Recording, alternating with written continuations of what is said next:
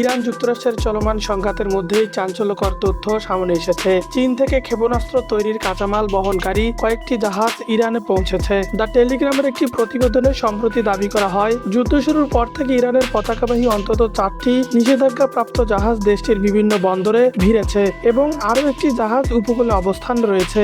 এসব জাহাজে সোডিয়াম পারক্লোরাইড নামক একটি রাসায়নিক থাকার দাবি করা হচ্ছে, যা সাধারণত ক্ষেপণাস্ত্র জ্বালানি তৈরিতে ব্যবহার হয়। জাহাজগুলো চীনের জুহাইয়ে গোয়ালান বন্দর থেকে ছেড়ে এসে এবং নজরদারি এড়িয়ে ইরানে পৌঁছেছে। মানবিক সহায়তার জন্য সাধারণত নিষেধাজ্ঞা প্রাপ্ত জাহাজ ব্যবহার করা হয় না। ফলে চীনের এই পদক্ষেপকে নিছকই সামরিক সরবরাহ নয়, বরং বৃহত্তর ভূ রাজনৈতিক কৌশলের অংশ হিসেবে দেখছে বিশ্লেষকরা মনে করছে চলমান সংঘাতে ইরান দ্রুত ক্ষেপণাস্ত্র ব্যবহার করছে, ফলে তাদের জ্বালানির ঘাটতি পূরণের প্রয়োজন দেখা দিচ্ছে।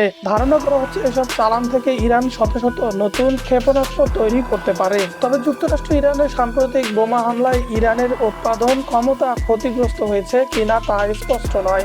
যুক্তরাষ্ট্রের গোয়েন্দা তথ্য অনুযায়ী হামলা সত্ত্বেও ইরানের উল্লেখযোগ্য সংখ্যক ক্ষেপণাস্ত্র উৎক্ষেপণ ব্যবস্থা অক্ষত রয়েছে।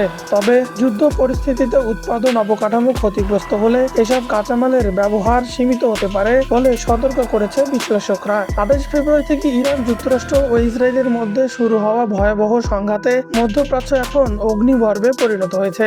একে অপরের সামরিক ঘাঁটি ও স্থাপনা হামলার পাশাপাশি ইরান বিশ্ব জ্বালানি পরিবহনের অন্যতম গুরুত্বপূর্ণ রুট হরমুজ প্রণালী বন্ধ করে দেয়, যার ফলে বিশ্ব জ্বালানি তেলের ব্যবহার ভয়াবহ সংকট দেখা দিয়েছে।